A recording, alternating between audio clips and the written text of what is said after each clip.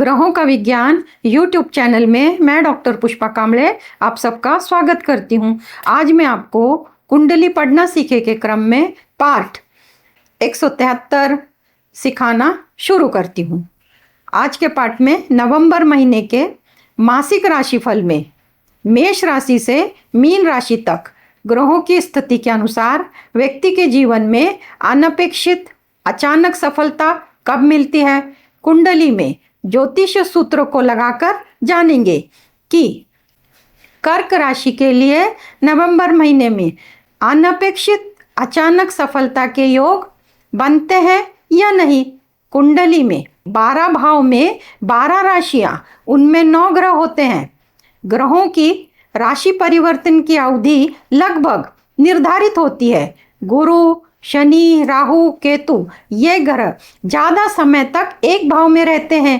उनकी तुलना में सूर्य, मंगल, बुध, शुक्र ये ग्रह राशि परिवर्तन के लिए कम समय लेते हैं। चंद्रमा 2.25 दिन में राशि परिवर्तन करते हैं।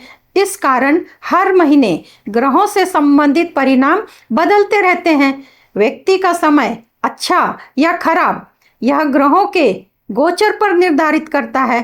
कर्क राशि के लिए ग्रहों की स्थिति के अनुसार कौन कौन से भाव से क्या क्या शुभ परिणाम मिलेंगे, इसको चार्ट के माध्यम से समझते हैं। यदि आप अपनी कुंडली का विश्लेषण कराना चाहते हैं, कुंडली से संबंधित प्रश्नों के उत्तर जानना चाहते हैं, तो दिए गए नंबरों पर व्हाट्सएप करके जानकारी और शुल्क की जानकारी प्राप्त कर सकते हैं। अनपेक्षित जीवन में सफलता पाने के लिए ज्योतिष सूत्र वर्तमान कुंडली को लगाकर समझते हैं। चार्ट इस प्रकार। कर्क लग्न कर्क राशि का नवंबर महीने का मासिक राशिफल। कर्क लग्न का नंबर 4 से शुरू होता है। पहले भाव में मंगल, तीसरे भाव में केतु, चौथे भाव में सूर्य, 5वें भाव में बुध, 6वें भाव में शुक्र, 8वें भाव में शनि, 9वें भाव में राहु और एकादश भाव में गुरु। इस प्रकार चार्ट। जीवन में अनपेक्षित और अचानक सफलता कब मिलती है, तो ज्योतिष सूत्र लगाकर समझते हैं। तो इस कुंडली को पहला सूत्र लगाते हैं। जन्म कुंडली में गुरु ग्रह की स्थिति केंद्र में, त्रिकोण में, दूसरे, तीसरे, 11वें भाव में होती है। इनमें से किसी एक भाव में गुरु होता है। गुरु ग्रह कौन से भाव में बैठा है यह निर्धारित करना होता है। तो इस कुंडली में गुरु की स्थिति एकादश भाव में है। तो सूत्र में एकादश भाव है, 11वें भाव। तो ये पहला सूत्र कुंडली में लगता है। अब दूसरा सूत्र, जन्म कुंडली में जिस भाव में गुरु की स्थिति होती है उस भाव का स्वामी 6, 8, 12 भाव में नहीं होना चाहिए। दूसरा सूत्र लगाते हैं। मुझे अचानक जीवन में सफलता पाने के लिए ये सूत्र है। अब गुरु की दृष्टि 1, 2, 3, 4, 5वीं दृष्टि तृतीय भाव पे, और तृतीय भाव में कन्या राशि, और कन्या राशि का स्वामी बुध जो पंचम भाव में है। स्थान अच्छा है, 6, 8, 12 भाव में नहीं है। अब गुरु की 7वीं दृष्टि, तो गुरु की 7वीं दृष्टि पंचम भाव पर पड़ रही है, और पंचम भाव का जो स्वामी मंगल है, यहाँ वृश्चिक राशि है। मंगल की स्थिति लग्न में है, ये भी स्थिति अच्छी है। मंगल की स्थिति लग्न भाव में है, यानी कि कर्क में मंगल नीच के होते पर गुरु की दृष्टि पढ़ने से जो उसका डिपॉजिटर है वो 6, 8, 12 में नहीं है। ये सूत्र लागू पड़ता है। अब गुरु की 9वीं दृष्टि, 7वीं, 8वीं, 9वीं दृष्टि सप्तम भाव पर पड़ रही है, और सप्तम भाव का स्वामी शनि अष्टम भाव में है। तो ये सूत्र पूरा लागू नहीं पड़ता है, क्योंकि एक जो ग्रह है वो अष्टम भाव में आ गया है, पर ये 2 जो भाव हैं इनसे संबंधित शुभ परिणाम मिलेंगे। परंतु 9वीं दृष्टि से, 9वीं दृष्टि जिस भाव पर पड़ रही है और उसका स्वामी अष्टम भाव में है, इसके पूरे परिणाम अच्छे शुभ फल नहीं मिलेंगे। दूसरा तो सूत्र इस प्रकार अभी समझाया। तीसरा, गुरु ग्रह के पास 3 दृष्टियां हैं, 5वीं, 7वीं, 9वीं। गुरु 5वें, 7वीं, 9वीं दृष्टि से जिस भाव को देखता है उस भाव का स्वामी 6, 8, 12 भाव में नहीं होना चाहिए। ये अभी बताया।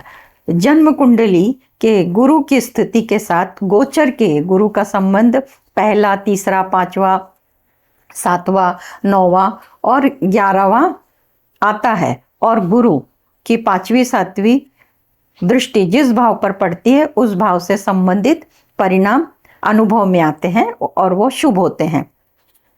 और वो जो परिणाम आते हैं उनका समय महादशा अंतरदशा में निर्धारित होती है कि उस समय उनको ये फल मिलने वाले हैं।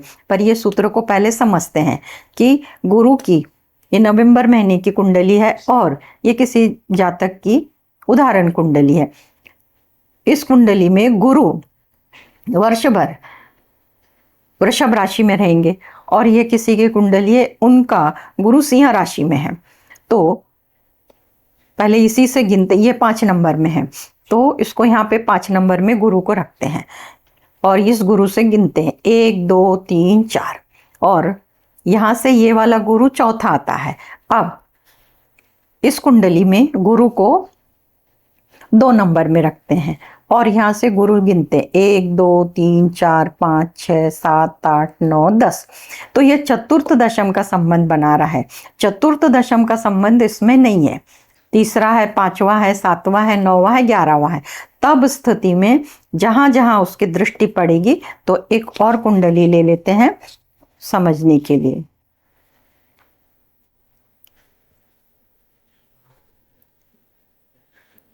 इस कुंडली में गुरु की स्थिति लग्न में कन्या राशि में है।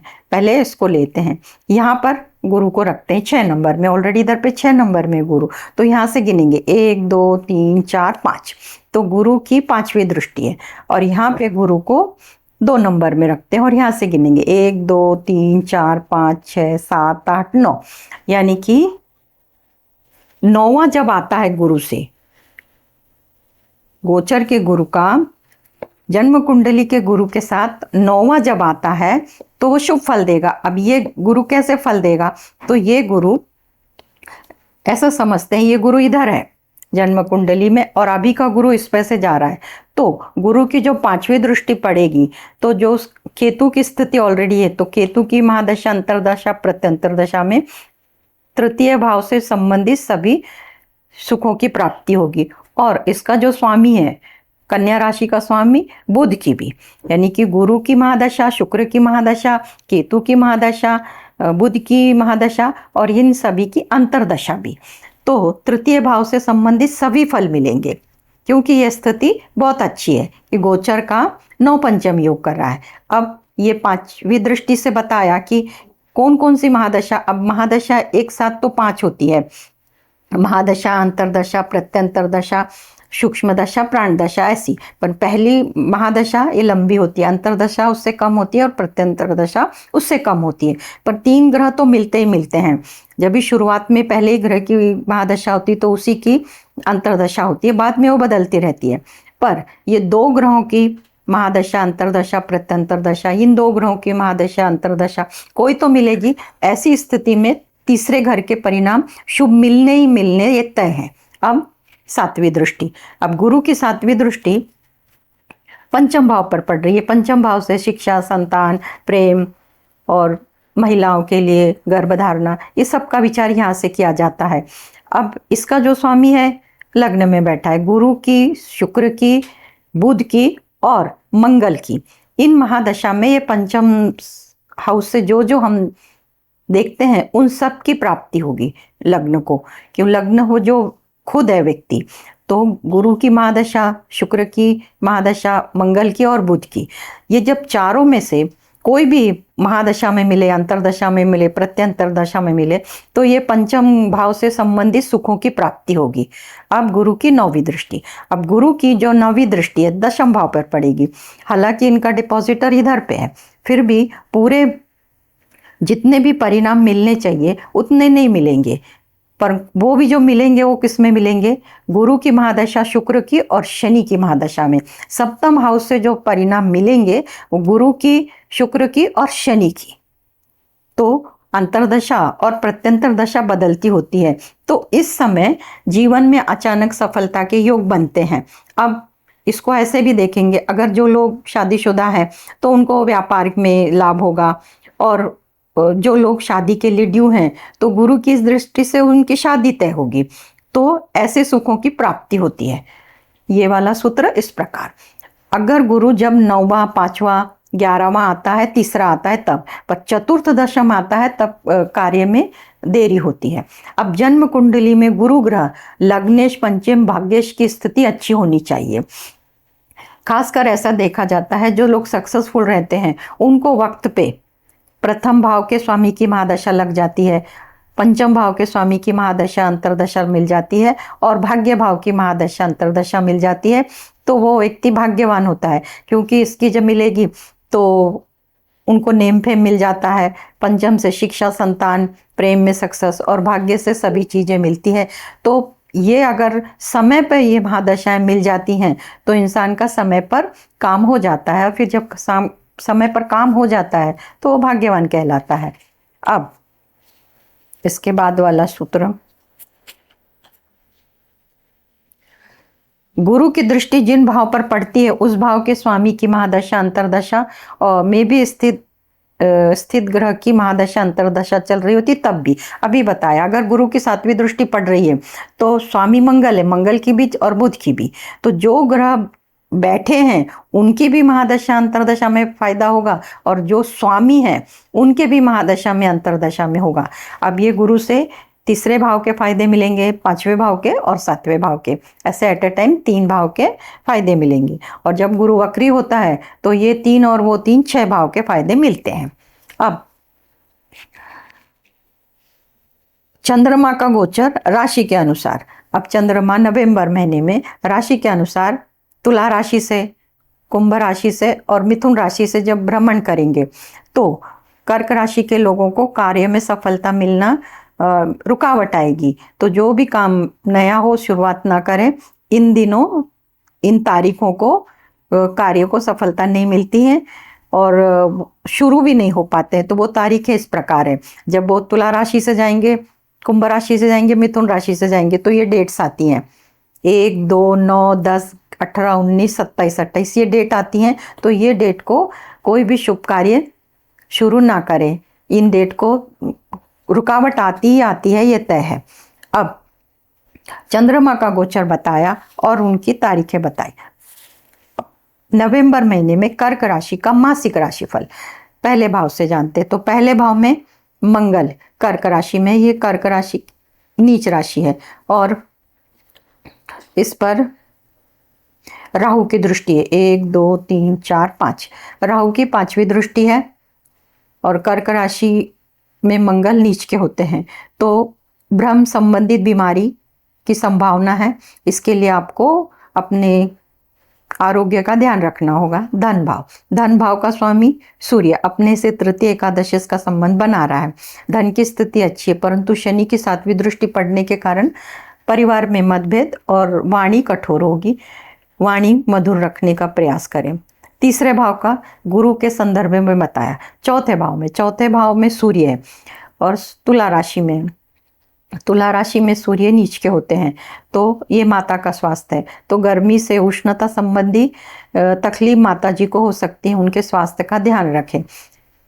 पंचम भाव में गुरु की दृष्टि पड़ने के कारण और जो पंचमेश है वो लग्न में स्थित होने के कारण प्रेम संबंध के लिए बहुत अच्छी स्थिति है, संतान के लिए, शिक्षा के लिए, निर्णय लेने की क्षमता अच्छी रहेगी। गुरु की 7वीं दृष्टि पड़ने के कारण इससे संबंधित सभी जो भी देखा जाता है उनमें लाभ होगा और उनका आपको फायदा भी मिलेगा। षष्ठ भाव का स्वामी गुरु अपने से 6-8 का संबंध बना रहा है, तो षष्ठ भाव से रोग रिपू ऋण का विचार किया जाता है। तो शुभ ग्रह शुक्र है, तो इस पर किसी ग्रह की दृष्टि अगर पड़ रही है तो किसी ग्रह की दृष्टि नहीं पड़ रही, तो इस भाव में सामान्य रहेंगे फल। सप्तम भाव में मकर राशि, और मकर राशि का स्वामी अष्टम भाव में, इससे दाम्पत्य जीवन का विचार करते हैं। तो दाम्पत्य जीवन में शनि अगर अपने भाव से अष्टम भाव में और यह शुभ भाव है, तो दाम्पत्य जीवन के लिए स्थिति अच्छी नहीं है। व्यापार का जो स्वामी है कारक बुध अपने से तृतीय एकादश से, और मंगल की दृष्टि है, गुरु की 7वीं दृष्टि व्यापार के लिए अच्छा है। और जिन लोगों की शादी तय होनी है, जो लोग शादी के लिए ड्यू हैं, तो गुरु की 9वीं दृष्टि पड़ने के कारण फिर भी पूरी तय होने के पूरे चांसेस नहीं बनते हैं, क्योंकि सप्तमेश अष्टम भाव में बैठा है, भले गुरु की दृष्टि पड़ रही है, शादी तय हो सकती है, पर शादी संपन्न होने के लिए शनि का गोचर होना जरूरी है। अष्टम भाव में शनि की स्थिति है, और शनि की स्थिति होने के कारण कुंभ राशि में अपने ही भाव में है, तो चोट चपेट दुर्घटना का विचार करके वाहन चलाना होगा, क्योंकि शनि की स्थिति है और मंगल की 8वीं दृष्टि है। चोट चपेट दुर्घटना के योग बनते हैं, तो इसके लिए आपको स्वयं सावधानी बरतनी होगी। भाग्य भाव का स्वामी गुरु अपने से तृतीय एकादश का संबंध बना रहा है। भाग्य भाव का साथ मिलेगा, अपने से बड़े लोगों का साथ मिलेगा, गुरुजनों का साथ मिलेगा। लंबी दूरी की यात्रा भी होगी, धार्मिक स्थलों की यात्रा होगी। दशम भाव से हम नौकरी, पिता का सुख और मान पद प्रतिष्ठा ये सब देखते हैं। तो सूर्य की 7वीं दृष्टि पड़ रही है, और जो राशि स्वामी मंगल है केंद्र में है, तो नौकरी के लिए स्थिति अच्छी है। नौकरी के लिए, क्योंकि सूर्य की 7वीं दृष्टि है, सरकारी नौकरी हो और भी प्राइवेट नौकरी हो, अर्जी दे सकते हैं, सफलता मिलेगी। ये एकादश भाव में गुरु वृषभ राशि में, वृषभ राशि का जो स्वामी शुक्र है अपने से 6-8 का संबंध बना रहा है, और परस्थान भी, तो पर गुरु जहाँ होता है वहाँ का नाश करता है। तो अपने जो बड़े भाई बहन हैं उनके साथ संबंध में मतभेद हो सकते हैं, तो इसके लिए आपको सावधानी बरतनी होगी। और जो फाइनेंस है, फाइनेंस के लिए मार्ग अच्छे रहेंगे, क्योंकि बुध की दृष्टि पड़ने के कारण फाइनेंस के मार्ग प्रशस्त होंगे। द्वादश भाव से खर्चे देखते हैं, तो खर्चों का जो स्वामी है बुध, वो पंचम भाव में स्थित है। पंचम भाव कोण में आता है, ये भाव अच्छा है। तो इस खर्चे के लिए इस भाव पर किस ग्रह की दृष्टि है, तो शुक्र की है। तो आप अपने मनोरंजन के लिए, शान शौकत के लिए खर्च कर सकते हैं, और वही का खर्च आपको सोच समझ के करने होंगे नवंबर महीने में। तो कर्क राशि और कर्क लग्न का पहले भाव से लेकर 12वें भाव तक नवंबर महीने का मासिक राशिफल बताया। अब लग्नेश चंद्रमा है और एकादशेश शुक्र है, तो चंद्रमा तो 2.25 दिन में राशि परिवर्तन करते हैं, पर शुक्र अपने से 6-8 का संबंध बना रहे हैं। तो इच्छा पूर्ण होने के लिए अगर मदद सहयोग करना होगा, तो मंत्र करके हम अपने आप की ऊर्जा बढ़ा सकते हैं। तो शुक्र का मंत्र करना होगा। शुक्र का मंत्र है ओम शुम शुक्राय नमः। रोज सवेरे 108 बार करना है, और शुक्र से संबंधित सफ़ेद चीज़ों का दान गरीबों को और ज़रूरतमंद को कर सकते हैं, और शुक्रवार को देंगे तो उसका ज़्यादा अच्छा फायदा मिलेगा, और जब आपकी इच्छा पूर्ण होगी उसके लिए मदद होगी, शीघ्र ही आपकी इच्छा पूर्ण होगी। इस प्रकार कर्क राशि, कर्क लग्न के लोगों को नवंबर महीने का मासिक राशिफल बताया। आज के क्लास में इतना ही। धन्यवाद।